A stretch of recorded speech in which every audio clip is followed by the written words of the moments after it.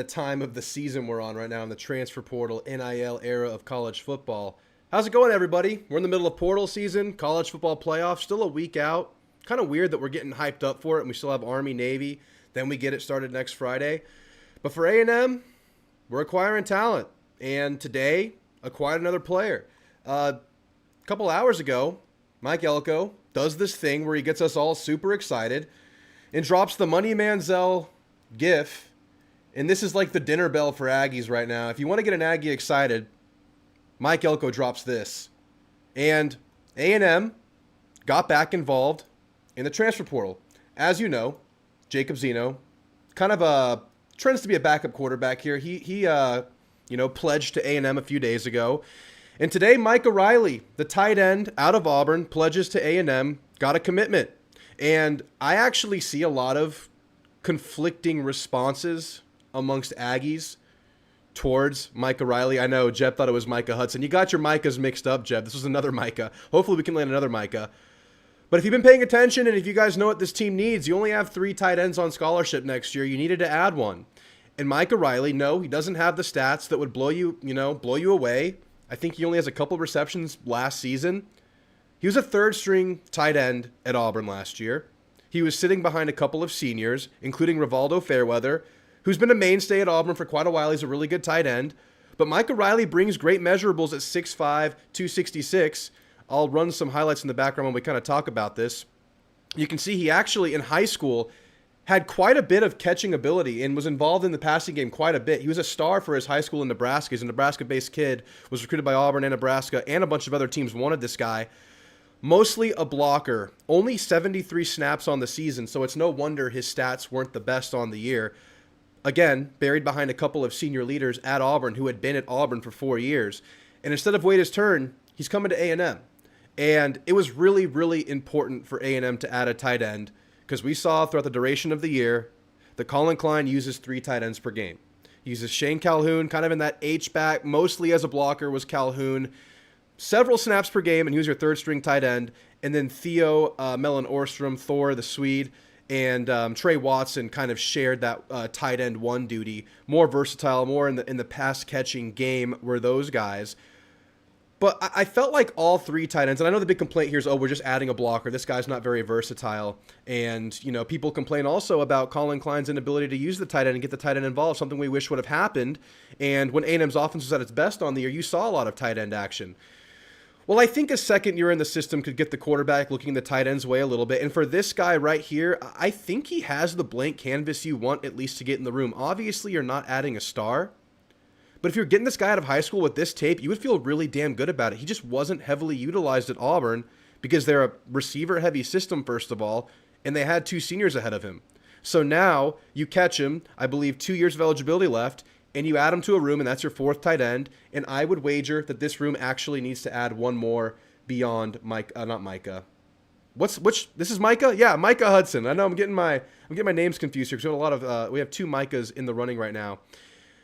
Since we last talked, since I last made a video updating you on the transfer portal, we did get a crystal ball for Micah Hudson, the other Micah. You got Micah Riley tonight. Hopefully you can get Micah Hudson, the 5-star tight end out of Lubbock, Texas Tech. You've also had a couple other portal entries. Donovan Saunders, got him in the portal last year. He's back in the portal this year. Never cracked the rotation here. I think you added enough DBs to where Donovan never really had the chance to make a name for himself. Came in, I think he was a pretty big corner, kind of fit that Mike Elko build, if you will. You talk about Mike Elko DBs, they're the bigger, longer corners. He fit that mold, but he never really cracked the rotation. And he's off. Jacob Bostic, also a new addition to the portal. And since we last spoke, I mentioned that TJ Shanahan's name was still on the official roster. He has now officially entered the portal. So he's officially leaving the program, more than likely. I mean, probably certainly leaving the program as TJ Shanahan. We assumed that once he announced it, but it finally got official. And same thing for Ian I. White. He was also on the roster as of yesterday, and he is now in the portal. Beyond that, I don't think any other major surprises or updates as far as the portal goes. But right now, A&M is in the thick of hosting portal candidates. A couple of big-name receivers set to come to campus, like Nick Anderson should be getting there either today or tomorrow. I'm going to blank on names here because that's what I do when I'm live. But the slot receiver out of Mississippi State is set to arrive on campus tomorrow. And you obviously have to add 3 or 4 tight ends. So I want to hear from you guys today. This is obviously a call-in show, as it always is. The call-in link is pinned in the chat. Click that. You'll be prompted to enter the waiting room. I already see we have a couple of people waiting. I heard Jeb wants to get on and rant a little bit. He said 8 to 8:30, very specific time frame for Jeb tonight. And I want to hear from you guys about the portal. But we also have to talk about the schedule drop, because that happened yesterday. And if you guys don't know how this works, the SEC, I mean, we knew which teams you were playing in conference next year, but the SEC released the official lineup, the order in which you play these games yesterday. I made a video on it. You've probably seen it by now. Not the video. You've probably seen the schedule by now, but real quick, we'll go through it. And I want to hear from you guys on this schedule whenever you guys call in as well. I want to hear your feedback on this. It's brutal. At least the second half of the year is, because you're away from Kyle Field for a month. I really like the start of the season. I really like having the two kind of, opportunities before you go to South Bend, to Notre Dame, take on the Fighting Irish, try to get revenge. They got us at home. We try to get them next year. And then you get your first bye early. But the nice thing is that bye comes before the start of SEC play. And you get 3 straight home games in SEC play to start your year. A chance to build momentum at Kyle Field. I mean, still formidable opponents in Auburn, in Florida, but probably not the toughest opponents on your schedule, and you get them early, after a bye, and at home. 3 home games back to back to back. So I do really like the way these first 6 games line up. You have to go to Notre Dame. I mean, maybe there's something to be said for not scheduling these tough games because of how this committee values straight up win-loss record rather than other things like strength of schedule, but that's another conversation. But it's nice how this kind of lines up. But things change Saturday, October 8th, when you have to go on the road to Arkansas and you're not back in Kyle Field until South Carolina. That's a whole 5 weeks away from Kyle Field until you get another home SEC game. It's nice you get a bunch early, but then you don't get one until really, really late. And then your home finale is versus Samford. So that kind of sucks for a home finale. At least you'll have a nice, peaceful senior day. But it sucks that's kind of the last game in Kyle Field for the season. Then you're at DKR, at Texas. Texas looks to have to rebuild quite a bit this offseason as well, and they're starting their process a little bit later because they're still in the portal. I'm sure they'll rebound just fine. They recruit like the best in the country, at least towards the top. And there'll be another formidable opponent, of course, at DKR. But it's just tough to be on the road for 3 straight road games. It's really, really tough. And, you have a bye in the middle of that, which is nice. And I do like the way these byes kind of split up SEC play. But that is still a tough, tough situation. And as of right now, I'm advising a bit of caution till we see the team getting your hopes too high with this level of schedule. But having said that, 10 wins and you're in, man. 10 wins and you're in. And that's a daunting task. Given what we saw this year, given what needs to happen this offseason, given that we're in the middle of portal right now, still don't know what we're working with at receiver, at defensive tackle, a lot to still do. But 9-10 wins with this schedule would actually be a pretty damn good season. Ag Talk with Caden with the $5. Thank you. Says if we lose a home game this year, we're in big trouble. Yeah, we got to defend home field, and the toughest home game looks to be the last SEC home game on the schedule, that South Carolina rivalry revenge game. Feel good about playing them at home.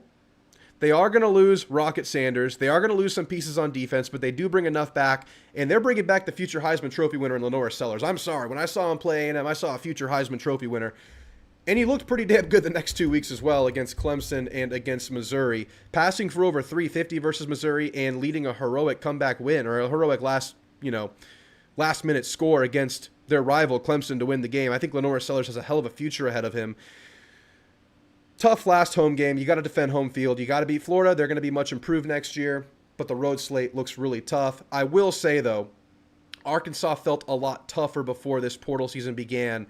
They're dropping players left and right. Taylon Green did just announce today that he will be returning for Arkansas. But I'd love to get your guys' thoughts on the schedule this year. If you're going to call in, I kind of want to hear your ceiling in Florida this season, like realistic. I mean, obviously you can go 6-6 any given year. You can go 11-1 any given year. But what's your realistic win-loss range for A&M? Because right now, I think anywhere between 7-5 and 10-2 on the table. I don't see getting above that. I usually don't see A&M, winning less than 7 games.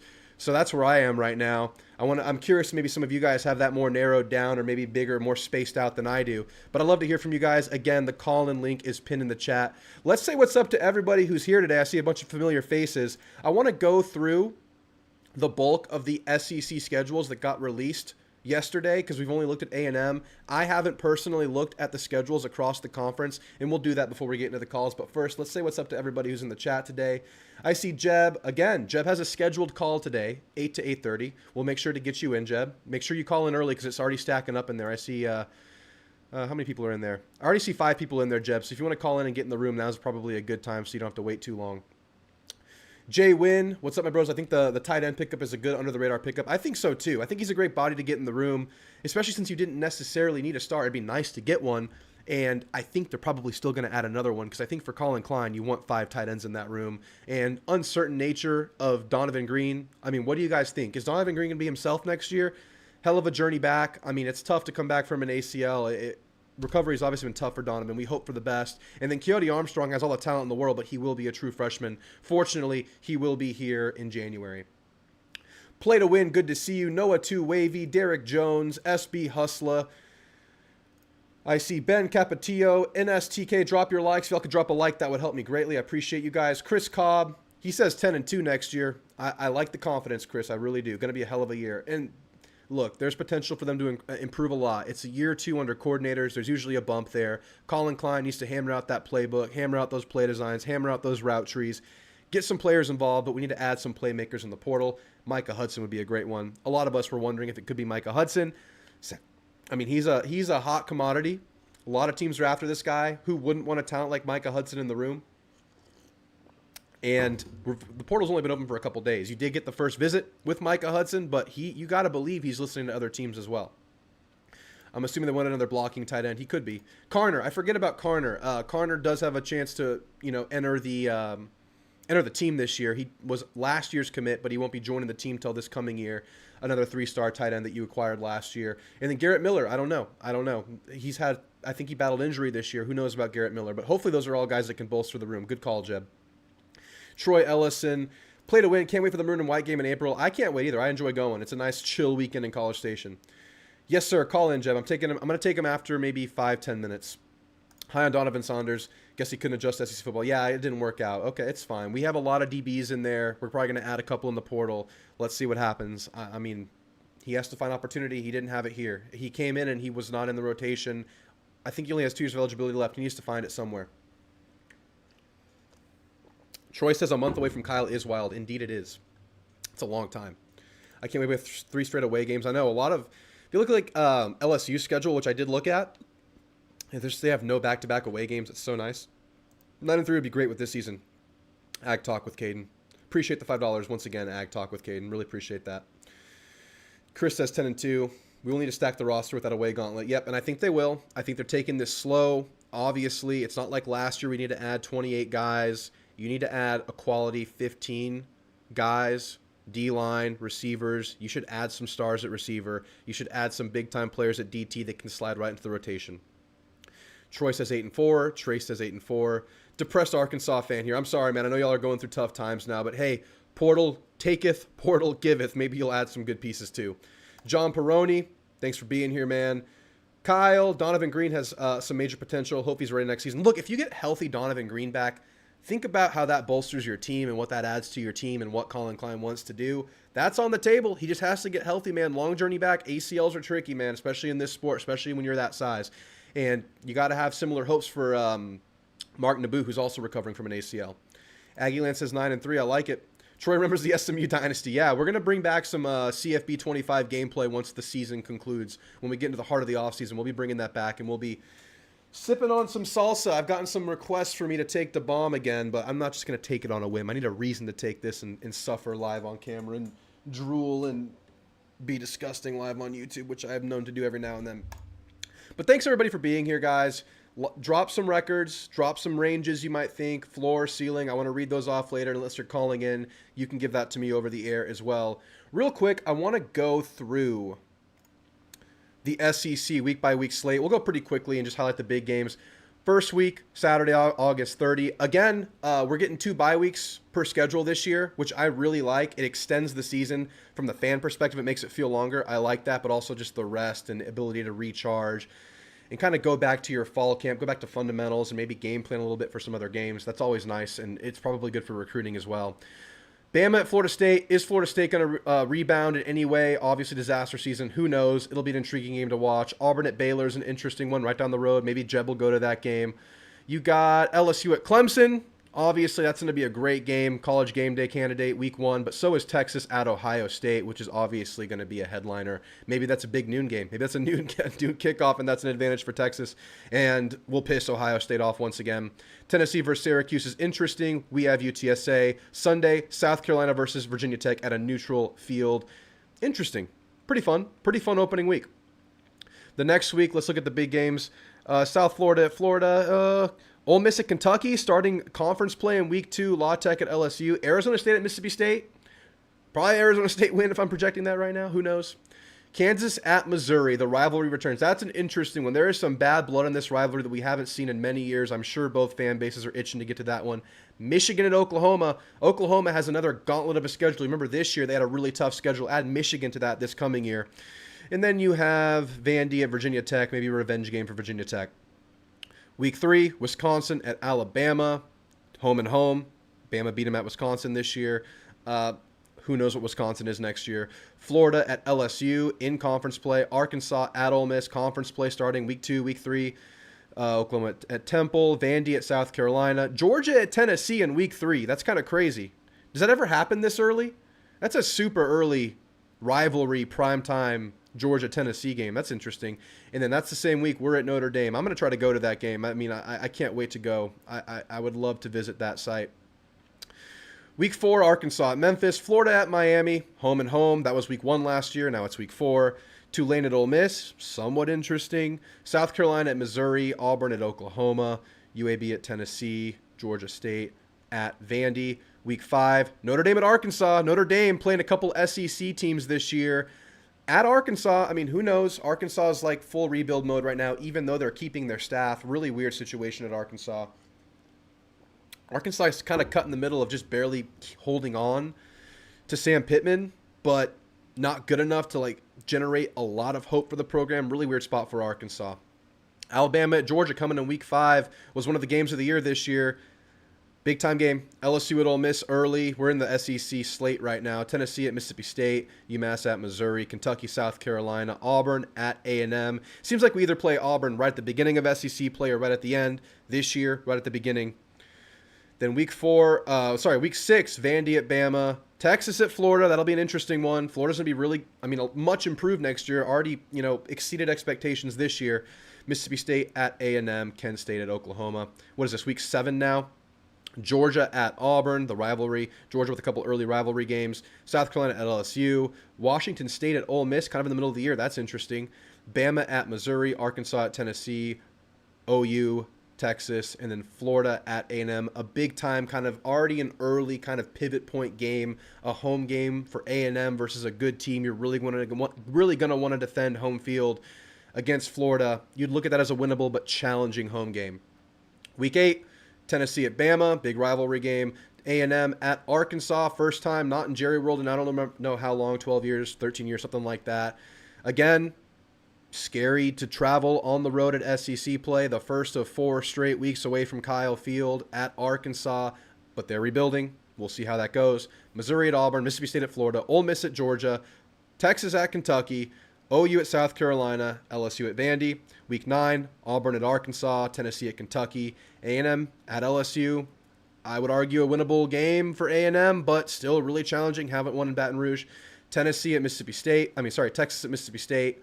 Ole Miss at Oklahoma, Bama, South Carolina, Missouri at Vandy. Week 10, State at Arkansas, Kentucky at Auburn, Georgia, Florida, Jacksonville, South Carolina at Ole Miss, Oklahoma at Tennessee, Vandy at Texas. And then now we're into the home stretch of the season here. I think week 11. I may have lost count of that.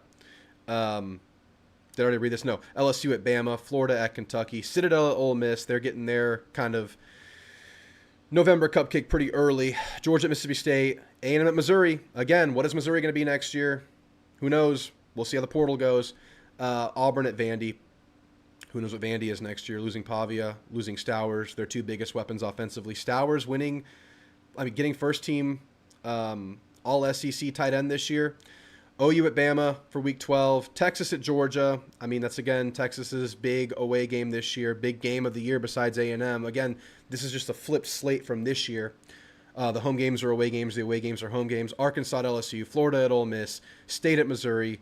New Mexico State at Tennessee. South Carolina at A&M. Let's get revenge, please.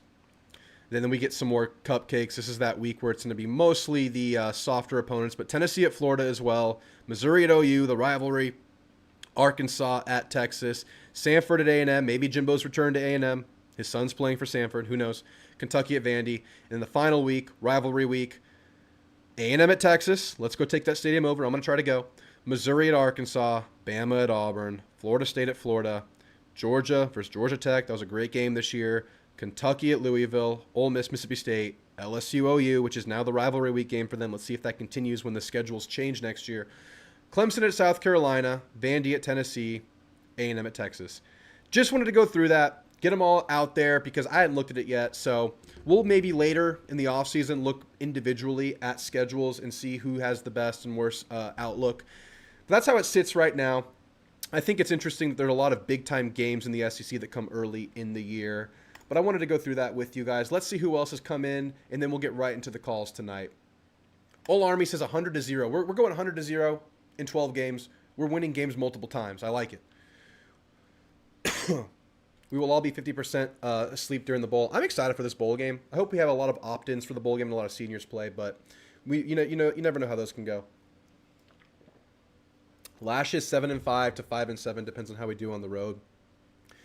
Well, 7-5 would be losing all 5 road games. 5-7 would be losing all 5 road games and 2 home games. That's a tough crowd in Lash. Teague says, I think we go 9-3, else Notre Dame, LSU, and Texas. Possible. Kyle says, my range is 6-6 to 10-2. It's tough, but Elko better win 8 or more. I think 8 or more is what you need next year for sure. What's up, Kelly? Good to see you. Jay Wynn. Benzo. So does that tight end get the start right away? I don't know, because it's going to depend on Donovan Green's progression. It's going to depend on Garrett Miller's return. It's going to depend on who else you add in the portal, which I would think they add another tight end probably in the portal. And if Keody Armstrong can play early. But I think right now, if you would guess who the starter is, it would be Theo Mellon-Orstrom. But I think we've seen that we need a solid blocker as your second tight end. So that opens the path for Mike O'Reilly to start at that second tight end spot. Who knows? Colin Klein in it, not for $1.6 million. Look, there was some bad stuff this year, but a lot of times these coordinators get it right in year 2. We're going to have to wait and see. You have them for another year. Good to see you, Benzo. Troy says, please, Micah Hudson, come to Aggieland. Yes, please. James Busby, what's up, Drew? Interested to see what Bussy looks like in a year or 2. Yeah, it's interesting to see how his role expands if he stays on offense, which I would assume he does based on need. Looks like they expanded his role quite a bit down the tail end of the season, kind of by necessity. Lack of running backs. He got a lot more handoffs, but you can do a lot of things with Bussy, and I hope it really, really expands. He gets more comfortable. Spencer, I think it's too early to tell what every team will be. So much can happen in the portal. 100%. You're totally right. Ole Army says, give Marcel as many snaps as you can before next year. Yeah, I'm hoping for a big Marcel game in the bowl game. I think that'd be really good for confidence building. I think that's important. And obviously, bowl practices, getting a couple extra weeks of practice is huge for young players. Is Le'Veon coming back? I hope so. It doesn't sound like the team is targeting running backs very heavily in the portal, so maybe they think he is. I don't know. Lash is taking a pass on the bowl game. Our secondary is going to be torched early and often by Lincoln Riley's offense. I don't know about that. They're not that good. I'm just hoping we could be 9-2 going to the TU game. That'd be great. This game is on turf, sadly. That is too bad. All right, guys, let's get right into the phone calls. Let's see who we have waiting right now. I see Cooper, Johnny Finn's interesting name, Tyler, Play to Win, Jeb, and Lash in the waiting room. Let's get right into it. Cooper, you're on with Drew. How you feeling, man? I'm feeling good. This game against USC is going to be pretty interesting. I think it's going to be pretty close. Yeah. With USC's quarterback Miller Moss leaving. But of course, like how it was when Caleb Williams declared and then Miller Moss just went off. Yeah. I think Lincoln Riley's system is pretty plug and play. It is. It is. And yeah, the DBs are going to have their work cut out for them. So far, it seems like they're all going to play because they're all younger. I mean, Will Lee's coming back. Your safeties are all coming back as long as no one enters the portal. You feel like you maybe would have heard that by now. So we should get a full shake at them, but it's interesting for sure to see how they can attack us there. Are you looking forward to the bowl game? How do you kind of feel about the bowl game? Is it something you're excited for, or is it just like, oh, this is a bowl game in the playoff era? I don't really care about it. Um, at least we're going to a bowl game. Like last year, I remember when we were playing Oklahoma State, it was kind of like everybody left. Like we had true freshmen starting everywhere. We had the 12th man playing defense, Yeah, which he did pretty good that game. he But did. I was just rewatching that game today, and they were just throwing the ball up to their wide receivers, and I kind of saw that happening against USC a little bit. Yeah, they were kind of just getting jump balls all over us, right? Yeah, I mean, at Uh-huh. least we have our starting experienced crew out there. And again, I've said this a couple times. I like our corners. I know a lot of people don't. I know they got a lot of jump balls and they got beat several times this year. That does happen. I felt like our safeties were kind of like the weak link by the end of the year, and I would look for them to improve. I loved the personnel of the safety group early in the year, but things just didn't progress the way we had hoped. So maybe they can Hmm. have a bounce back. There's an opportunity. I don't think it'll be as bad as that Oklahoma State game, though. Yeah, I don't for think sure. so. Yeah. Well, how you feeling about the schedule release? I don't know if you've looked at it yet. How you feel about the portal? Where do you want to go with it? Yeah, the schedule it looks really really tough. I mean, you got four straight weekends while you're away in the SEC. That's never good. Right. Um, I think like what you said. I mean, it's a very winnable schedule, but also you can lose a lot of games in that stretch in the SEC in Yeah. those SEC games. You know, you can lose at Arkansas, you can lose at LSU, of course. I mean, yeah, it's gonna be rough. 100%. Yeah, I mean, what do you want to see in the portal to give you confidence for next year? I mean, obviously receiver. Yeah, I mean, I want to see either Concepcion or Hudson to Yeah. pair with Bussy and Noah. Yeah. Especially, I mean, losing Jade, losing Moose. Um, those were two like Moose didn't really produce much, but when he was in the game, everybody knew, okay, watch out for him, you know, Yeah. because he could pop off. But yeah, I think especially a wide receiver. I think we should maybe get some O linemen in the portal. I know we had a big recruiting class, and then look at some DBs. I feel. Yeah, I think a DB or two to kind of challenge the guys we have now. Again, it's weird. On paper, I like the personnel at DB, but they just kind of fizzled out towards the end of the year. So I think someone to kind of elevate that room or really kind of push that room, getting one or two big time DBs into the program would be huge. And obviously, you need to build out that rotation at D line. You have, I think, a starting group, but you really Yeah. need to find some strong side D ends. You need to find a couple backup D tackles. I think those two areas and tight end are going to be where most of the money goes. But yeah, man, what else you got? I loved speaking on DNs. I loved Cassius Howell and Rylan Kennedy off the edge this year. Yeah. I feel like they both produced like more when Nick Scorton wasn't really. He was kind of just off towards the end of the year, and you saw those guys step up. Yeah, you I could think. argue that Cassius Howell and Albert Regis were our most consistent D linemen, whereas I think Shamar Turner and Nick Scorton probably had the biggest moments. I think Mhm. consistency wise, Regis and Howell were the most consistent game to game guys. I don't know if the chat agrees with that. Chat, do you agree with that? I feel like those two guys were really consistent, and I think early breakout candidate Cassius Howell could be a really big time player next year. Yeah, especially off the edge. When I saw a couple plays in the Texas game where he just like came off the edge like a rocket, and it was great to see. I mean, you're losing both Shamars. Yep. You're getting back DJ Hicks. You're losing Nick, which I think DJ Hicks, if he gets more reps, I think he can really be a star. Yeah, yeah, he showed some good progress second half of the year. Whereas I was not really blown away with his progress early in his career. He really kind of took some steps, and that was really encouraging because he's gonna have a huge role next year. Obviously, he's a big, dynamic player, kind of a tweener, but he's kind of leaned into that deep tackle build. Be interesting to Hmm. see what he does next year. He has a big opportunity next year, and potentially Regis does too. I think Regis is the kind of guy we'll definitely need to get an announcement from to indicate he's returning because he could try to go pro. I mean, I think that's on the table. He'd be a late pick, but if he wanted to, he could.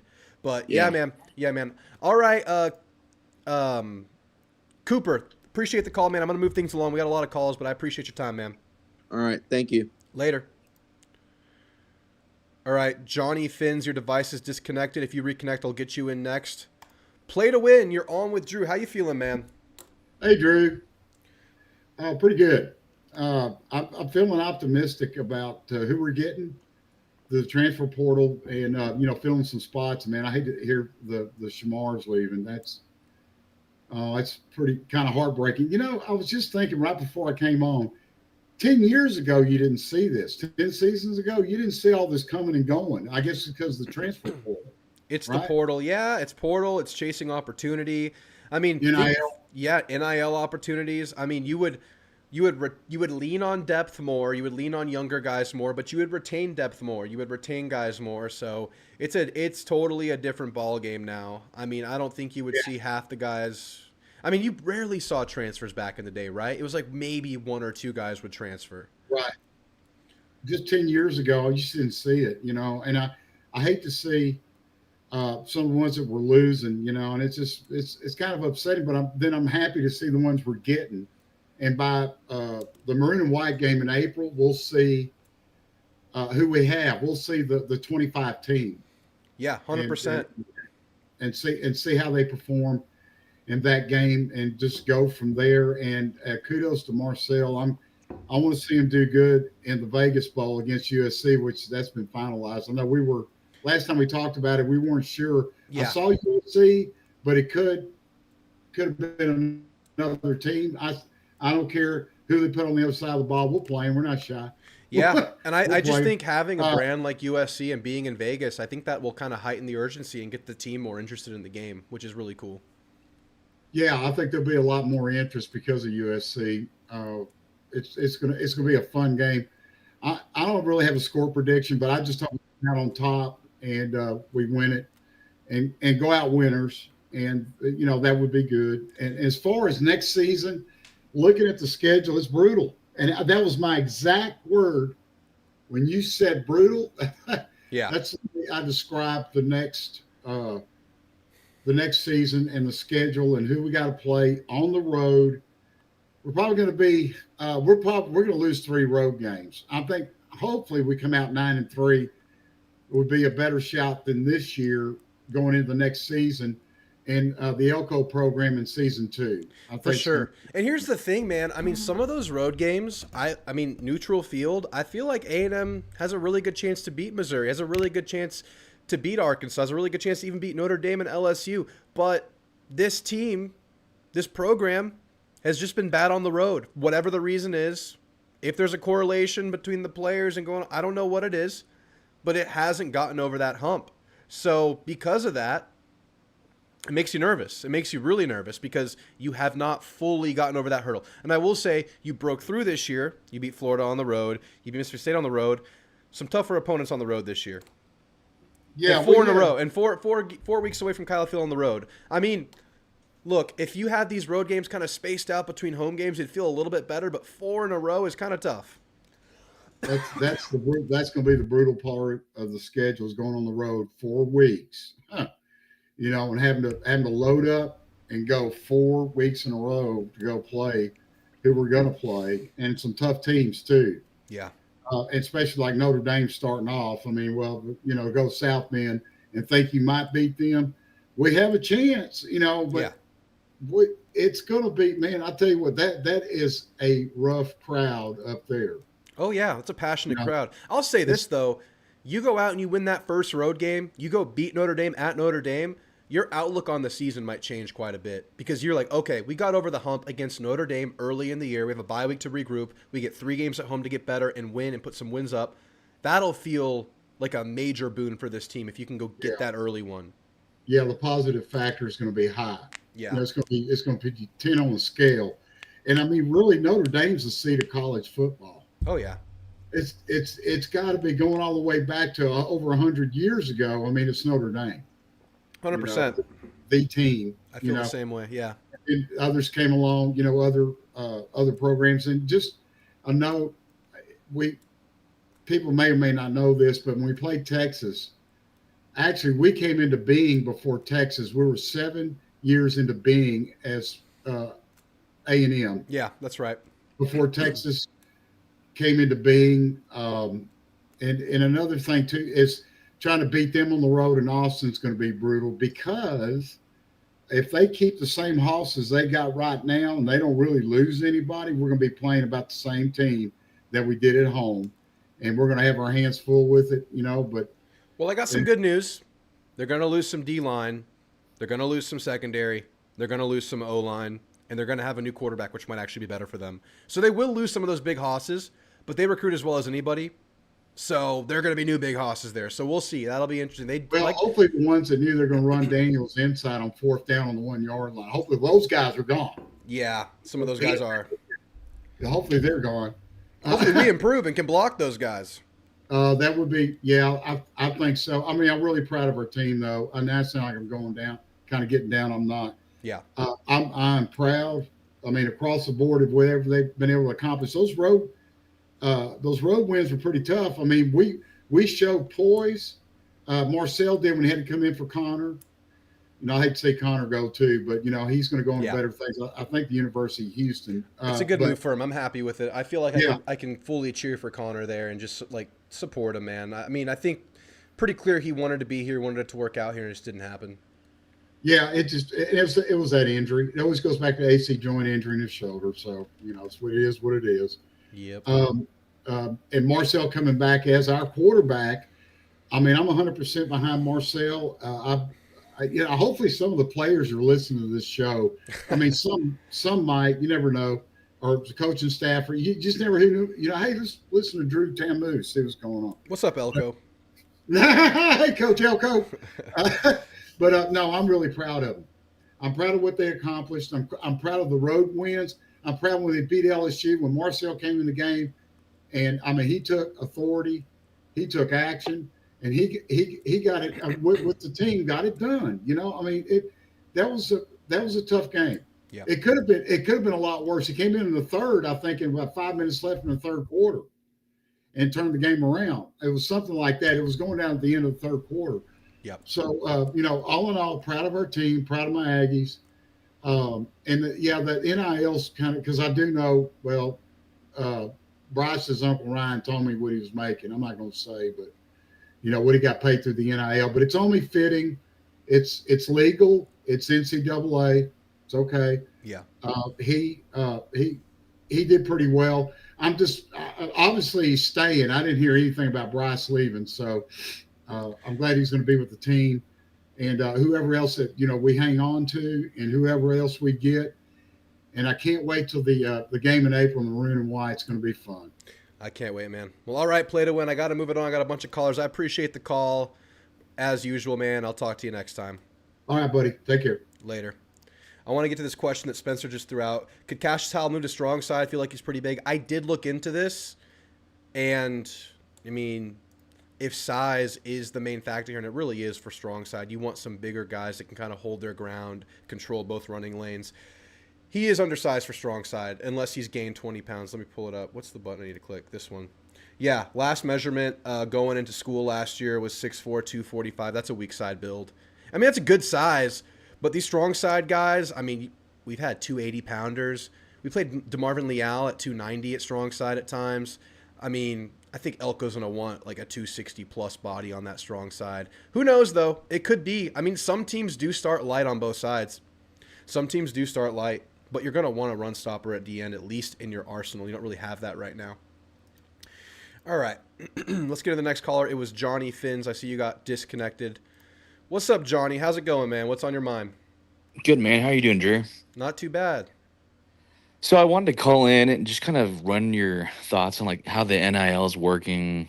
Not NIL necessarily, but like the portal more specifically is working out this time around versus last year. Because last year it seemed like, kids got on campus and then, offers were there, social media was picking up stuff. Players were, disclosing where they were going like within 24 hours of that visit.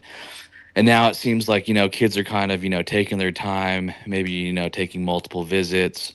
Yeah. Another thing that was kind of shocking too is like last season, it felt like, most of these guys in the portal were, juniors or, seniors trying to get another crack before the NFL potentially.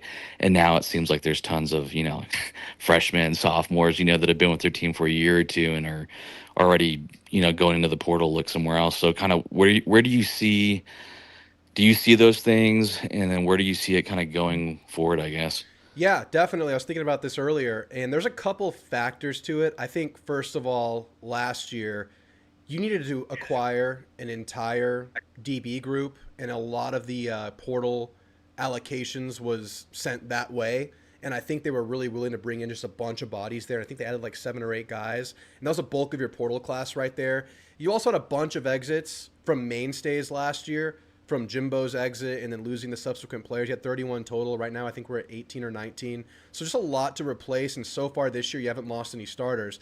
But I think another really big factor is that I think is kind of under the radar right now is what they've added this year is they're having these portal commits sign financial aid agreements. And what that does is it locks these commits into the team they're committed to. Whereas last year, they could commit and leave. They could just have a commitment and then flip. So I think you're seeing players a lot slower to make that decision because Gotcha. the schools have found kind of ways to lock them into their decisions. It definitely feels like a slower burn right now. You're 100% right. It seems like players are actually taking multiple visits. Players aren't getting locked down their first visit this year. And I think that's actually a really big factor in it. But for A&M, I think their needs are like 7 or 8 guys, but they need some really quality guys at receiver and at D-line. I think really they're in tight end as well. So they're kind of going slow because it's a very focused, specific need. And I've said a couple times, I'd be okay if you didn't add anywhere beyond those 3 position groups, although you'd like to see it. You just really need those 3. Yeah, and I was going to kind of ask you about that too. I think we all, to some degree, were probably frustrated with some of the play calling that Klein had, especially towards the end of the season, where it felt like, every play we were trying to run like a small back right up the middle, over and over and over. And, running it's fine, but there was no creativity in the runs. The passing was almost non-existent. So, what draws a kid like a Micah Hudson to come over here after watching that? And kind of like a part two to that is, like, what do you see Klein doing differently that's going to be drastically different from what he did this year to really make a difference next season? Yeah, he's going to really need to hone in. I think play selection more so than play design. I think there's something for play design as well, and we'll have to look more into that to get the big picture there. I'll have to rewatch a lot of games. But I think play selection was a big issue, and I think personnel might have played into that. But I think I saw in the Auburn game a bit of progression getting receivers involved. I think that was our best receiver game of the year. I think we hit the short passing game good. I think we got the RPO game going well in that game. So I think that is something to build off of. And Klein is also a young OC. He needs to improve himself next year. But for attracting the receivers, you have Holman Wiggins, which is a great recruiting boon for the program because he coached a Heisman receiver in Devontae Smith. He also has a really good track record of gaining immediate success through transfers in Jamison Williams at Bama. 1 year at Bama, coming from Ohio State, he became a star. And I think that's a really, really big recruiting point. But you also have the great pitch of just starting in the SEC. I think a lot of teams can't offer that. I think a lot of teams probably have more crowded rooms than A&M does right now. A&M really only has one surefire starter, Noah Thomas. And you have 2-3 other slots that you could come in and start in an SEC school in front of 100,000 fans right away. And I think that's there too. And I think Elko also pitches a great just kind of structure of a program, great developmental kind of opportunities for these players. But you're right. The play calling does need to become more like kind of conducive to receivers. Do you think Elko is going to get more involved in like the defensive play calling? Because it just seemed like we kept getting burnt. It's just burnt over the middle deep, or it's just gouged, right up the middle for a 35-yard run. Like every game, you were just waiting for it to happen. It's tough to say, man. It's tough to say. Elko has said it is his defense. He's not doing the play calling, but he did build the defense. He builds the playbook, so that is his defense. But he has said it typically takes DBs a couple of years to kind of get into his system. He's gone on record of saying that, so hopefully that's a factor there too. And I don't know, it's a hard man. position. It's a hard position. I don't know. We saw the safeties kind of, what's the word? Just get worse over the course of the year. So yeah. I mean, after Notre Dame, everything seemed to be clicking, and then, like we all witnessed, just halfway through the season, towards the end, it's kind of like we ran out of gas and or got exposed. I don't know. Yeah, it's weird because I do like the personnel to a degree. I like Will Lee. I like having Des Riggs. I really like Dylan Brooks. I mean, Bryce Anderson. Obviously, the transition to safety didn't go well for him. I don't know, man. It's really tough, and that's something they're going to definitely have to hone in on this offseason, and hopefully they ended on a good note versus USC, who can make you pay there. Yeah, no, that'll be interesting. Hopefully, they get some more snaps, get some more, familiarity with all the schemes and such, and hopefully we can get some road game wins next season. Yeah, they're going to be crucial, man. All right, Johnny. Anything else? I appreciate the call. Nope, that's it. I appreciate it, Drew. Have a good one. Later. You too. All right, good call from Johnny. Let's check up on the chat real quick. Then we got Jeb. I see his mug waiting. All right. Does anyone know who the place kicker will be next season? Randy Bond and Jared Zirkle are out of eligibility? No idea. It's a good question. Need 3 or 4 wide receivers? Yeah, agreed. I saw that Reed was tipping plays all season with his feet pre-snap. Yeah, that has to be fixed. That has to be dialed in. And you can fix that in practice, but sometimes for young players, when you get into the game, you kind of revert to old habits. So that just has to be hammered out in Marcel Reed. Seems like we're taking more chances because later on in the season we weren't getting as much of a pass rush as we were at the beginning. It's possibly true. All right, Jeb. What's going on, man? What's on your mind? You got a rant for us? I think so. I think I was thinking about it today a little bit. I don't know. I guess the best part about your season being done is being able to start for next year early. Being able to get the portal guys right in right away. Yeah, I put that out. I tweeted that out. It's like tanking in college football is not making the playoff. That way you're just fully kind of knowing what you're working with in the first portal window, whereas those other guys are probably hanging out just to get through playoff. But, yeah, man, that is one small benefit, one small bit of copium we could take right there. I'm just surprised that we're getting all these guys to visit right away. I mean, it's only been open up for 2 days, and we have all these dudes already visiting. Yeah, it's really promising. And we saw last portal, Elko got it done. Elko's had 2 good recruiting classes to start. I mean, it's encouraging, right? The talent acquisition piece. Yeah, man. I think if we add the necessary guys on offense, specifically at receiver, I think we're gonna be a lot better offensive team next year. Yeah. You trust Colin Klein? Yeah, I mean, he's done some good things this year, but he's done some boneheaded things this year that I didn't like. But I don't know if the personnel played into it a little bit. I don't know if it's just – I know our receivers aren't as bad as everyone says they are, but I don't think they were elite by any means. They were just kind of average this year. Yeah. I think if you have a chance to add some really good guys, I think you have to add at least 4 or 5. And yeah, if you close on Micah Hudson, you get Nick Anderson. I already know they will, dude. Billy Lucci called that last year. Yeah. he said look for Micah Hudson to be in the portal next year, and he called it. And I know Elko worked very hard to flip him. And I live in Belton, where he went to school at. His parents went to Tech, so I want to assume that kind of played a big part into it. Yeah, but he's too good for Texas Tech. I'm sorry. Yeah. I like Tech. I like Texas Tech. I like all the Texas schools. Right. But no, for some reason they didn't use him. Not sure, but he got hurt and he had surgery and it kind of put him behind the 8 ball and they kind of just leaned on their veterans. Oh, I didn't know that. They had a good Tech had a good receiving core. They had a good receiver core, yeah. Mm-hmm. I think my wish list, if I had to choose 4 to choose from, definitely Hudson, Concepcion, obviously. It's like a Naismith. Yeah. Baron Brown's the guy I really, really want. That guy would be a difference maker. Me too, dude. But there's been LSU smoke the whole time, and unfortunately, not LSU. He got the LSU crystal ball today. Oh, did he really? Yeah. So it's looking rough. Nick Anderson would be great. Deep ball. He's like a Noah Thomas, but more physical. Yes, exactly. Maybe a little bit faster. Jaleel Farouk is also a really good guy from Oklahoma. Dude, their offense is getting depleted too. It really is. There's so many guys to choose from. The only thing that worries me a little bit, obviously, because I do think we need a huge D line haul. Yeah. There's not a ton of good D tackles in the portal right now. Yeah. Look, we need to add players with experience to get in this rotation. I think we have a starting 2, but you have really nothing reliable that's a surefire thing. The only guy I can say right now that I would want would be Jamal Jarrett from Georgia. He's a huge nose guard. Yeah. But he doesn't really have the production. And right now we need production guys more than upside guys. Yeah. Well, exactly. And dude, I mean, like I know they posted the schedule on Instagram yesterday, and tell me if I'm wrong. Call me if I'm crazy, but I made a comment. I usually don't comment very much on it. I made a comment yesterday just because I was just like in that mood, and I was like, man, am I the only one who hates the 3 way stretch schedule? Like, who does that? Like, I've never seen any team outside of us from 22 and next year that has a 3 stretch away game. It's pretty crazy, right? Yeah, and this I guy think was I've like, seen. I think I saw Arkansas get one a couple years ago. did they? Okay, I didn't know any other team that Here, did that. you know, think it's you know like what? I'll 2? make you feel better about it. I'll make everybody feel better about that.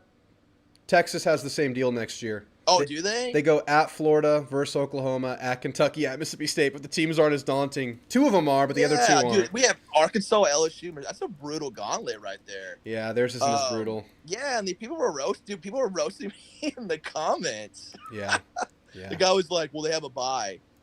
Yeah. That doesn't mean anything, dude. Like it's still 3 straight away games. Yeah, it sucks. And this one guy was like, "Yeah, but they have 3 home games." Like this guy, I'm like, I rather like Split 'em scallop up. that up Yeah. and like gap it out. Yeah, okay, I'll show you LSU's schedule because they have it very nicely divided. It's at Clemson to start, but they don't have 2 home.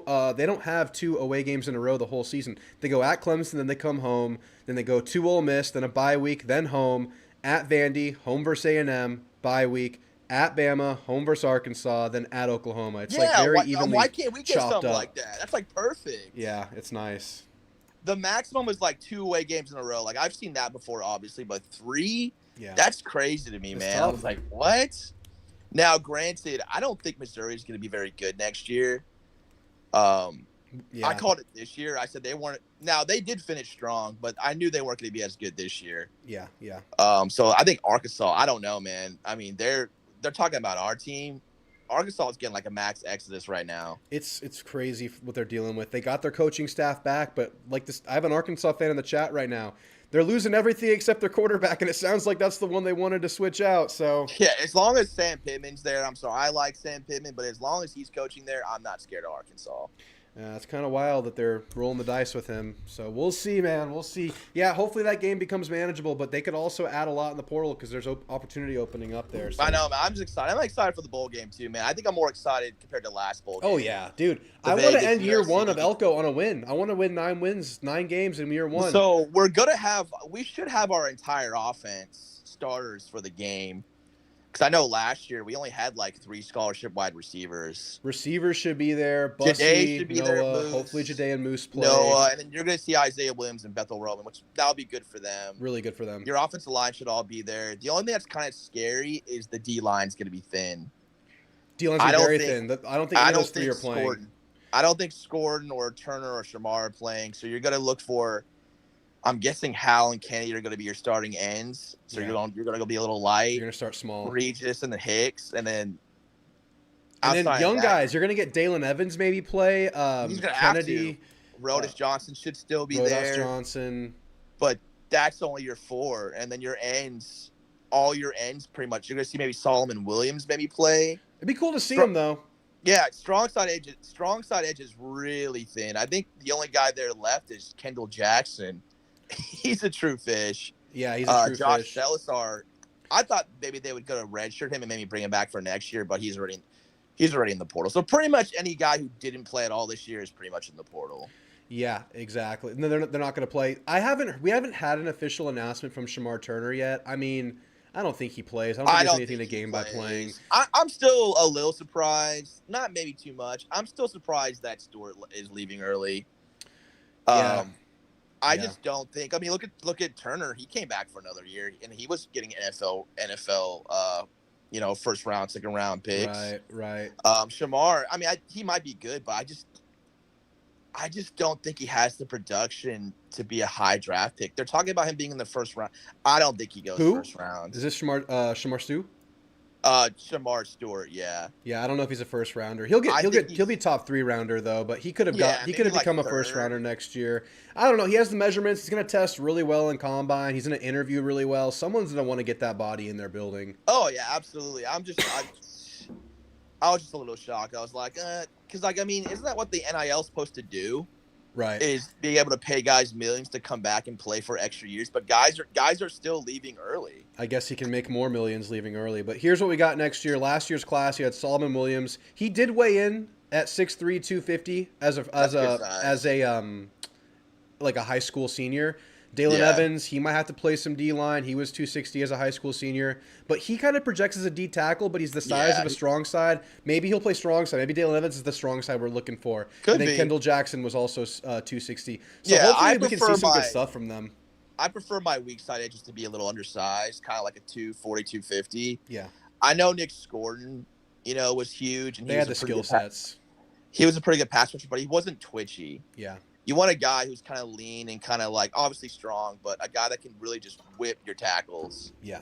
And so that's what I'm kind of looking for. I'm glad Hal's coming back because I thought for sure he was out of eligibility. I thought so too, But- but he doesn't. He'll be back. He Like, could be really good next year. Getting him and Kennedy back would be huge. And then you're still looking at, I would bring in probably like 2 more edges Yeah. at weak side. But strong side, you're probably going to need like 3 guys. Yeah. That's where you gotta build some D line, you gotta build receiver. It's crazy. And The hopefully some of these young guys can five-star pop. Because we got some young guys with talent. I mean, maybe someone can pop. Maybe a freshman can play a little bit. Maybe a couple of those redshirt freshmen can play. This bowl game will be telling there, I think. Yeah. The 5-star era for our D line, it's kind of dwindling, man. It is. We had too many.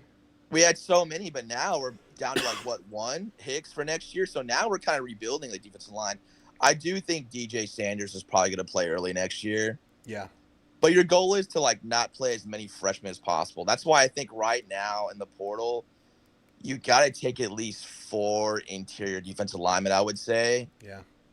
because you need a couple of nose guards, dude. The reason why we were bad at run defense is because we weren't super big in the middle. You need 320, you need 330-pound guys in the middle, and you got to look for those dudes. We were too undersized. Turner, to me, I just don't. I mean, he had his moments, but he's not as good as I thought he was going to be. Yeah. I remember the spring game of 21.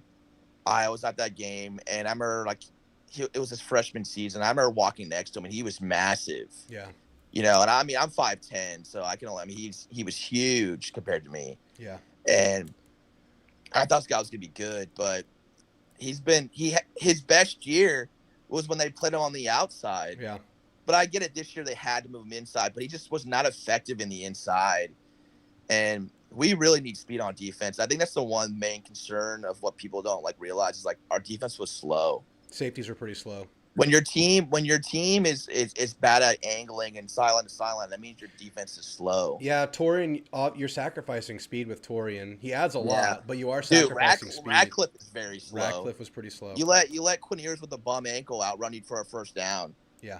His reaction was so slow. Yeah. And he reminds me a lot like Damani, man. Damani was extremely slow. You got to have speed on your defense. Yeah. And yeah, we all love York. He's a gritty linebacker. I think he'll be a lot better next year as a junior. Yeah. For some reason, guys always have sophomore slumps. Mm-hmm. He But ended strong. I thought he was pretty good in the Texas game. He was pretty good in the Texas game. He had some good games. Yeah, he had He some had bad games, but he had some good games too. But yeah, he's just not a sideline guy, and that's why I think you need someone to kind of rotate. I think. And they did started rotating. They started playing Samford and Scooby together. Right, and DeShields played a little bit, but he was kind of okay. Yeah, yeah. Lockhart's probably going to be your backup middle linebacker. Hopefully, maybe he'll do something. I wouldn't mind, just because I like our linebacker group. I think it's a little inconsistent at times. I would not be mad if they look for someone in the portal to add to the team. It doesn't sound like it's priority, but I could see them adding one because they're losing to Like maybe Shields. just one But guy. you get Scooby back, you get York back, Yeah, you get Samford back, and then Jernigan and Lockhart. I think those guys are really good future players. And I really like the room still. Noah Michael, I think is going to be really good. He's Yeah. extremely fast. Exactly. I think the room's So in good shape. you don't need to add one, but if you wanted to, just for to add a little more Look, push. here's how I'm kind wouldn't be mad. I'm kind of coming to the fact that I think D-line, tight end, and wide receiver are such a priority. Oh, yeah. I'm okay with not touching running back, linebacker, No, corner. especially if Moss comes back. Yeah. Now, if Moss does, then you need to grab one. You're gonna need to grab someone physical in the portal. But let's see. Knock on wood. None of these starters have entered yet. None of these starters have gone in yet. So let's see. Yeah. I mean, Will Lee coming back was a shocker too. I thought he was gonna leave. He could be like a 5th, 4th round pick, right? He's good now. I think 4th, Yeah. maybe even high 3, maybe. Yeah. But getting it back, they definitely need to add at least a couple more corners in the portal too. You think? I think they're I recruiting think the so. position group really well. I think you have a good trio. I really like Des Rick's young guy, going to get better, and then Will Lee's back. I mean, I don't feel like it's a priority with what you need right now. It's You not a you priority. can add but one though. They can add one. I'm not It's saying not a like priority for sure, but right. you don't want to have a bunch of freshmen in your duty because I think Chappelle's going to be your nickel. And Be then, awesome. okay, you have Ricks, Thomas, and then Lee. But if those guys go down, who else do you have? You don't want to play a bunch of freshmen. They're looking at that Arkansas corner, who I really like. He's from Frisco. The I Georgia hope one, they add him. Humphrey, I think. Humphrey from Georgia. Yeah, he's from Houston. He was visiting. I hope if we can grab him and the Arkansas guy. You want to stack the corner group as much as you can, man. Yeah. You want to stack it just because teams like to throw the ball, especially like Texas. You want to have those corners. You want to have speed. You want to have guys push for competition. And then safety as well. Yeah, you're going to have a bunch of safeties. But I wouldn't mind if they brought one in just to kind of challenge those guys. Yeah, that's what I'm saying. Again, though, I just wonder how this team values some of those young D linemen because you got to get some. You got to get a bunch. It's scary right now because you don't want to play a bunch of true fish at D-line. Even if they are ready, you don't want to play them too often.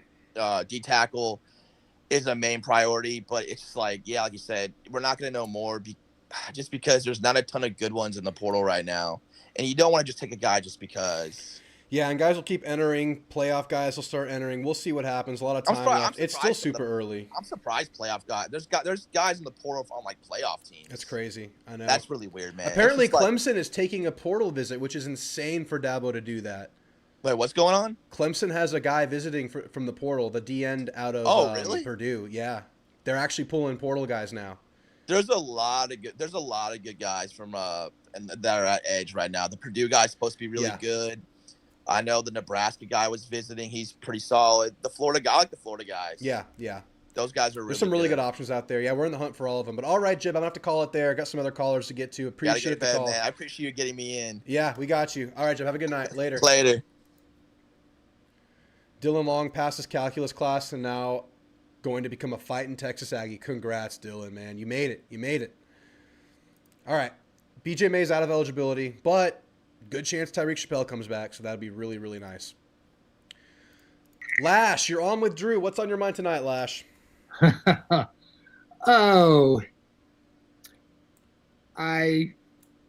have resolved that I am not going to make the same mistake I made this year, getting all excited and then the old November collapse happens again. Yeah, and we're still up for a difficult October, November next year with the way the schedule shakes up. Every bleeping year. I'm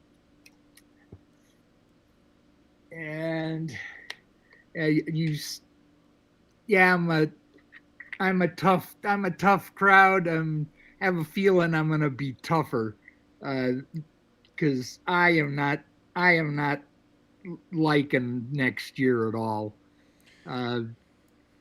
And opening with UTSA and Utah State shouldn't have any problem with either one of them. If we do, we're in trouble. Notre Dame on the road, thanking my lucky stars that it's early in the year, because I would not want to be Indiana. And well, of course, Indiana's kind of used to rotten weather. Yeah. But I would not want to play a Notre Dame in South Bend in December. Right. Have you ever played a football game in 20-degree weather? No. I have. Particularly if it's windy, it can just suck the heat right out of you. Yeah. I can imagine. I'm glad we get it early. Then we get back to the Southeast the rest of the year. We're going as north as Austin in November. Yeah, I guess we're going to Missouri. Missouri could be chilly. Me about the Missouri game. Yeah. Columbia, Missouri in November could be anything from 60 or 65 and sunny, which would look really good for us. It could be 40 degrees with wind and rain. Yeah. And the last thing you want, 40 degrees and wet is every bit as bad as 20 degrees and dry. for the same reason. You get wet, and I'm going to sound like a total science nerd here, but water evaporating is endothermic. Yep. Anybody that's ever gotten out of the swimming pool on a windy day and they think they just, even if it's 85 degrees out, or if we're talking about Texas, 95, if it's windy, you still feel like a popsicle. Yeah, popsicle. Yeah, let me run this by you. We haven't been too great in November in the heat. Maybe the cold is what we need. Maybe the cold changes us. Maybe a cold day will give us a little spark. Well, it depends on how many guys we have from places like Kansas and Big Ten country. I'm just saying, it hasn't been going well in the warmth. Maybe a change of scenery is helpful. I don't know. Maybe it'll get our juices flowing. The problem is it's November. Yeah. I've seen this movie too many times before. But and we got Auburn at home. It's like I said in the comments, could be anywhere from 7 and 5 to 5 and 7, and we have 4 games that if we don't win those, we need to reevaluate a lot of things. Let me ask you this. What would you need to see, whether it's in the off season or early in the year, to change the way you feel and give you some confidence? I'm not sure that's possible because, I mean, we laid an egg against Notre Dame, and then we stomped on Mizzou, who was supposed to be good. And then we beat LSU handily and went into November with a 7-game winning streak. Yeah. And then we got boat raced in South Carolina. Yeah. Won our cupcake game. Then we stunk up the place at Jordan Hare. There's no way. I mean, it was overtime when we lost, but we were we down 21-0 by the end of the first quarter. Yeah. And then we come all the way back and actually have the lead only to blow it because our defense couldn't make one lousy stop at the end of the game. Yeah, that one haunts me. And we had drop passes all over the place, including the one in the end zone that would have tied the game. Yeah. But so you're 5 and 7, 7 and 5. That's your range. Yeah, so anyway, so the 4 games that, like I said, if we don't win these 4, we got problems. And those are UTSA, Utah State, Mississippi State, and Samford. If we lose any of those, that's App State all over again. I mean, that's shouldn't happen. Should not happen. Then there are 3 that I take it back. 4 that I see us having trouble in. Notre Dame, Florida, because they have a quarterback just like Lenoris in South Carolina that if he's healthy, he could run all over our defense. We have trouble with mobile quarterbacks. LSU in Baton Rouge. I can't remember the last time. I think the last time we beat them in Baton Rouge, I was in school. It's been a while. David said it's been 30 years. Okay, well, 50 years ago I was in school. That was the Pretty last close. time. That was the last time we beat them that I can remember that we beat them in Baton Rouge. And then we got South Carolina and TU. Yep. Okay, that's 4-4. Or I take that, yeah. I take my math is a little Are yeah, those your losses? Are those your guaranteed losses? well, not guaranteed, but likely. So Florida, LSU, South Carolina, and Texas. You're at 4-4. Okay, yeah, and then there are ones that could go either way.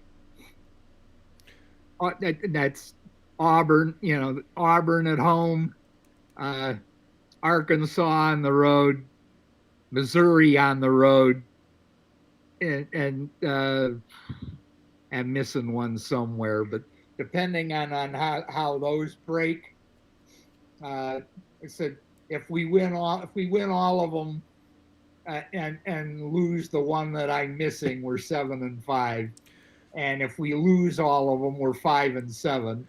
So And if we split, then we're 6-6. yeah. Well, we'll see. We'll see what happens. I think it's healthy to have low expectations and then just take anything as a cherry. I'm going back to that's my default setting throughout life. Yeah. I expect the worst, and then if and when it happens, I'm not too disappointed. And if things go better than I expect, then I'm pleasantly surprised. And that's a lot more fun than this year when we cruised into November at 7-1, and I should have known better. And then hit the proverbial brick wall.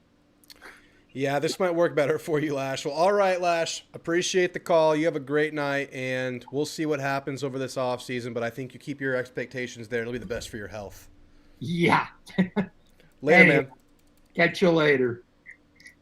All right. Some people were at the 94 game. Never heard LSU fans so quiet after that game. Hope we can do that again soon. Drew, have you had any issues putting a muzzle on Thor for the vet? Saber gets violently angry with triple on. Our vet doesn't require the muzzle. We've never used a muzzle. I'm sorry, I don't have a trick for you there. We've never used a muzzle on him. But that sounds like a tough task. All right, last call. Theo, you're on with Drew. What's going on, Theo? What's up, good sir? How are you? I'm all right. Finally feeling a little bit healthier today off the cold. Finally, 2 weeks going strong. How about yourself? Oh, you'll hear me coughing up a few here and there. I've been trying to mute my coughs. I'm just getting over it. It's like every day, the last 3 days have been better and better, but it's been lingering, man.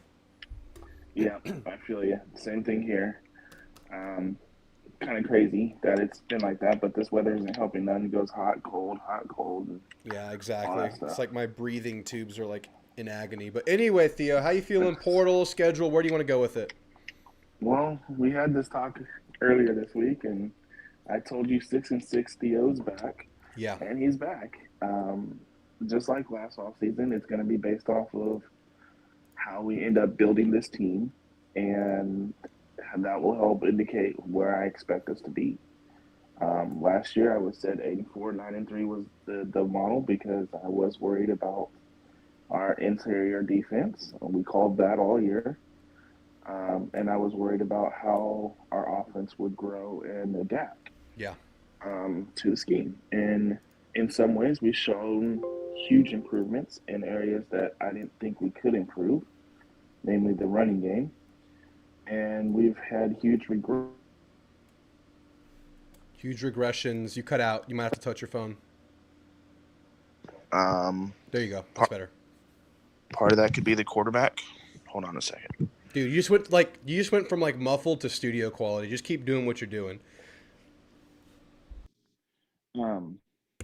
It went to the main speaker instead of headset. Anyways, where I was going is we kind of regressed when we lost Jabri and Cyrus Island. When we lost those two guys, our wide receiver room was not where it needed to be. We're really missing that slot guy. Did we lose Jabri? I thought Jabri was healthy. No, we lost him at times. We lost Jabri at times. We lost Darren early in the season. We lost Jade at times. Like everyone but Noah had some kind of extent of an injury at some point this season.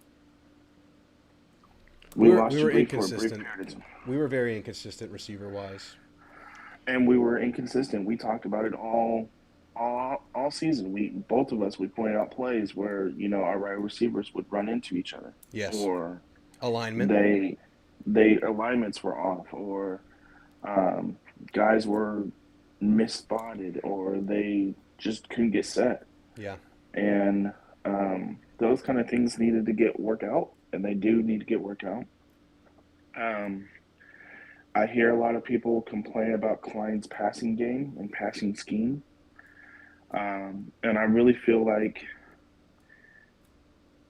this is what I really think happened is they built this whole entire offense around a power run game with a quarterback who can read the defenses and consistently hit that intermediate route throw. Yeah. And when that was taken away with Connor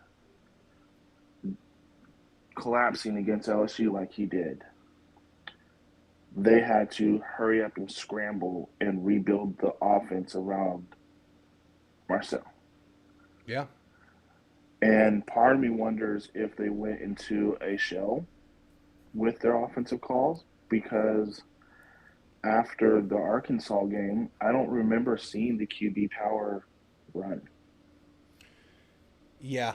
It never worked really. We didn't execute on it very well. I think we saw some more zone read and RPO down the stretch, but I mean, losing Le'Veon and Chase Basantis didn't help the offense either. Nope. And then also we cannot undervalue, playing having Naboo go down and then his backup go down at times, to where we had Dewberry playing center and guard at times. Yep. Um, Shanahan as well. So I'm really glad the way our offensive line has shaped out and played, but at the same time, I kind of wonder what it would have been like if we were fully healthy, at least on the offensive line, or if we had Moss back and still had the same injuries. Yeah. Which leads me to the whole portal thing and probably your question about what I think needs to happen to be better. Yep. I really want us to go get. I'm not worried about deep threats. I'm not worried about deep speed. Noah Thomas showed that he can do that and get open and be there. What I'm needing is that guy who's consistently able to get open at all times in a variety of ways in that 0 to 15-yard range. Cyrus showed that at times. Jabri showed it at times, and so did Jade. the other kid. And Jade did at times. But none of them can consistently do it, and we need someone who can. I like the North Carolina State kid for that. Yeah, for sure. But I really, really love Carver out of Mississippi State for that role. He's like a prototype slot receiver. Cut either direction, middle of the field. But he's also really fast and has long speed too. Yeah. That's what's really unique about him, is he both has the long speed to be able to play outside in motions and trips to line him up with a outside corner if you wanted to, while also bring him in as that quick, agile, shifty guy in the slot. Yeah. He visits tomorrow, so that could be a really big deal. And he's played SEC ball. He's played SEC ball as a true freshman, got some big catches in some big games. So if you could go Micah Hudson, Carver, and a Nick Anderson or a Concepcion, that would be a really good start. I don't even need that third big name guy. That third guy that we need, he can be another Cyrus Island, Jabri Barber, Jade Walker type of guy. I kind of view Carver and Micah Hudson as that right now, because I don't think either of those guys are proven enough to be like that big name guy right now. I think Micah Hudson has a big name because he was a 5-star, but he has no college experience really.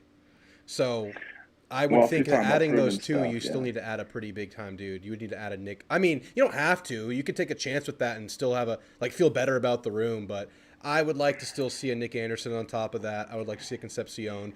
But You need 3 quality guys, whatever it is, at bare minimum. So Carver Right. definitely taking, Hudson definitely taking, and then there's other options there. 100%. And then D-line. D-line, D-tackle. Yeah. Defensive ends, I'm not really too worried about it because you have the prototypical rushers on the team. You just haven't seen them produce. So But you don't have the strong if- side guys. I'm not worried about the strong side guys. I'm not. We got blessed having super big strong side defensive ends who could play the pass. But the NFL teams, most NFL teams aren't running a strong side guy that's that high. So you're Most suggesting defensive going ends- double edge build kind of guy. If that gives us more pass rush. You know, our problem is we weren't able to disrupt. We weren't able to get in the backfield and cause disruption. Yeah. Whether it was in the run game or the pass game. No matter what we did, it seemed that we had to bring a blitz for that extra guy to get home. Yeah.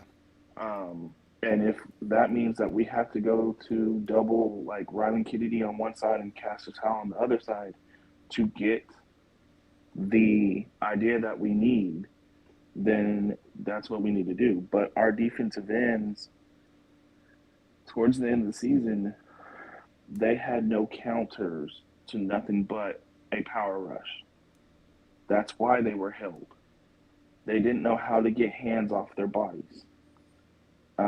And to me, that's a really scary thing because as a defensive line coach, that's one of the biggest things I'm trying to coach up is how to get hands off your body. Yeah. Because they can't hold you if they don't have hands on you. Yeah.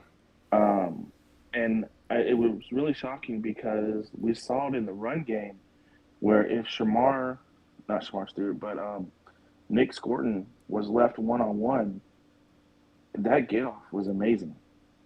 But then it never showed up in the passing game. He could never dip his shoulder and get around the corner. Yeah.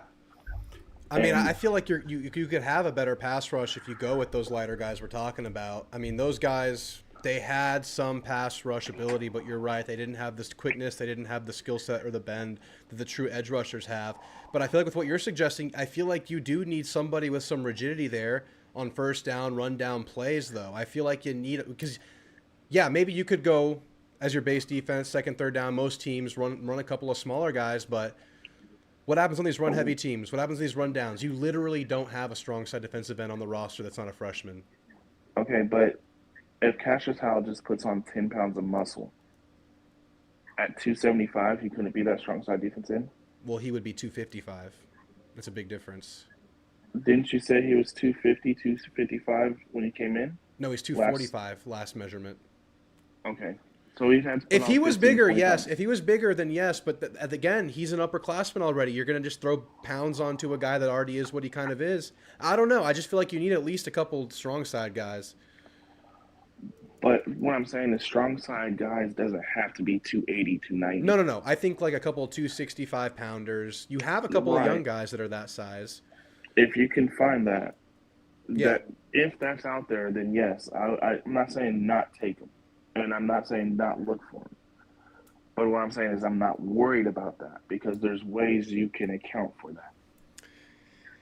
I don't know, man. I just don't know how I feel about 330-pound tackles blocking 245-pound long guys on running downs. I feel like you need a couple, but we can disagree there.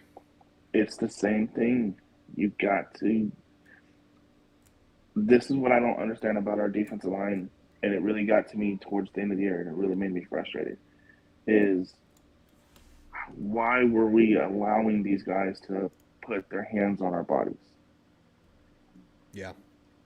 That's where I'm a little lost at. Maybe. And why it's couldn't we scheme. tackle when we did get home? What was that? Right. It's that itself. Yeah. Like SB And said. it's annoying, and I'm confused by it. Yeah. In all honesty, especially because one of the things that we heard about Scorton coming out of Purdue was how he has heavy hands, and he didn't allow people get their hands on them. So to come here and all of a sudden that changes, especially late in the season after starting out pretty hot after the Arkansas game. He had what, 4 sacks up until the Arkansas game, Yeah, something like that. and then kind of just disappeared. Yeah. So, yes, we do need to find. You're right. We need to try to find someone that's in that 260 to 290 range for a strong side defensive end. But, And we probably still need more edge rushers because I can only think of 2 right now that aren't freshmen. Nah. Well, you want a proven one, sure. Yeah. So find you a proven defensive end that can play strong side and give you a pass rush, and you solve that puzzle there at defensive end. At defensive tackle, bring me all the bodies. Yeah. Bodies at defensive tackle, you sub them in waves. You never let a defensive tackle play more than 4 to 6 snaps. Yeah. In a row. But then again, that's my philosophy. Elko does. Elko leans on his stars. The way Elko did it, I think a lot of the big time programs kind of do the platoon swap on the D line. Elko kind of handled it like basketball, where you like keep the stars in your starting 5, like you stagger them, and like you leave Scorton and Shamar, one of Scorton, Shamar, or Shamar out there at all times. So he's different in his philosophy for sure. But D tackle interior, you need at least 4 guys that you can rely on. Easily. And I don't know if you guys saw it, but the Wisconsin kid posted that he's going to be in town. Yeah, it's a big one. We got a pipeline going there. That's a huge one. I really hope we get the Purdue kid. Yeah. The Purdue defensive end. He would fit kind of where Scorton left off. What are you looking at in Barry Alexander? How do you feel about him? I don't know, man. I've always thought, a little overrated. He's been in a different school dating back to sophomore year of high school every season. Yeah, I feel the same way. So I'm not crazy. I think I would take him with the need, but not someone I'm like, breaking the bank for. Yeah, I agree. We'll see, man. I don't really have a good beat on the D tackle moves yet. I really don't know where they're going to go with it. But real quick, any closing thoughts on the schedule? I know you already kind of touched on some stuff for next year. Yeah. Have you seen anything else people haven't seen yet? Like, I don't know. Oh, snap. Rich Rod back to West Virginia? Did that really just pop? Interesting. Maybe. Anyways, I don't know. What do we do at linebacker? Do we need to go out and get someone there? I don't think it's a priority at all, but if someone wants to come, you look at them. I'm really happy. Whoa. I'm sorry, I'm seeing some stuff on Twitter. I'm really happy with the linebacker core. I know some people think you need to add. You can add one with DeShields departing, but I'm really excited for Jernigan and Lockhart, man. I think those guys are the future of the room. And then you got McGuire. What's his name? Nelson? Is that right? No, Noah Mikhail. I like the room a lot. You got Torian and Scooby and Sanford. 3 guys with experience back. You play 2 at a time. I'm good with the room. If you can add one, add one. Gotcha. But they are hosting linebackers, so they will probably add one. Because you did lose one senior that you could probably fill in. Mm-hmm. What do you think of this new tight end? You think he could play that H-back role too? Yeah. Yeah, I talked about it top of the show before you got in here. I think he's an underrated addition. He was really good in high school, versatile guy, really good blocker, a lot of pancakes, just a good big body that can fit right into Colin Klein's scheme. Didn't have the numbers before, but he was behind 2 veteran seniors at Auburn, including Rivaldo Fairweather, who's a pretty damn good tight end.